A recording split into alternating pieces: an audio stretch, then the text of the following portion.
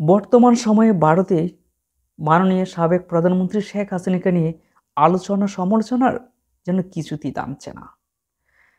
ভারতে সামান্য একটি ঘটনাকে কেন্দ্র করে একজন পার্লামেন্ট সদস্য তিনি বলেছেন, বাংলাদেশে পালিয়ে আসা সকল নাগরিক এবং শেখ হাসিনা সহ ভারত থেকে যেন চলে যায়, ভারত থেকে তাড়ানোর চেষ্টা করতেছেন এবং প্রথমেই শেখ হাসিনাকে দিয়েই শুরু করতে হবে, সেই কথা বলেছেন ভারতের একজন পার্লামেন্ট সদস্য। এবং বাংলাদেশ থেকে পালিয়ে আসা যে রাজনৈতিক আশ্রয়, সেটাও এখানে চলবে না। বিস্তারিত জানতে পারবেন আমাদের এই ভিডিও ডেস্ক রিপোর্টে। হাসিনা সহ সব বাংলাদেশিকে বের করে দেওয়া উচিত, ভারতীয় এমপির মন্তব্য। ভারত থেকে সব বাংলাদেশিকে বের করে দেওয়া উচিত বলে মন্তব্য করেছেন দেশটির হিন্দুত্ববাদী দল শিবসেনা সংসদ সদস্য সঞ্জয় রাউত।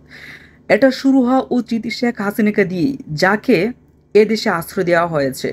সম্প্রতি বলিউড তারকা সাইফ আলী খানের ওপর হামলাকারী একজন বাংলাদেশি বলে বোম্বাই পুলিশ সন্দেহ পোষণ করার পর এ নিয়ে প্রতিক্রিয়া জানাতে গিয়ে সঞ্জয় রাউত একথা বলেন।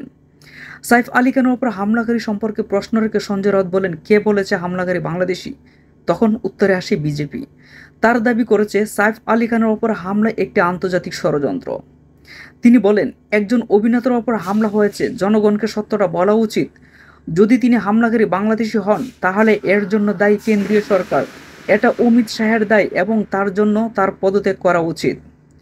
সঞ্জয় রাউত এ সময় আরও বলেন, সব বাংলাদেশিকে ভারত থেকে বের করে দেওয়া উচিত, আর এটা শুরু হওয়া উচিত শেখ হাসিনাকে দিয়েই।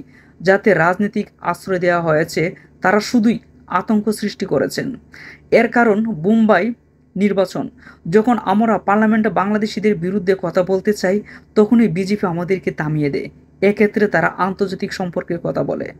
10 দিন আগে তারা লাভ জিহাদের অভিযোগে অভিযুক্ত করেছেন সাইফ আলী খানকে, আর এখন তারা তাকে নিয়ে উদ্বিগ্ন।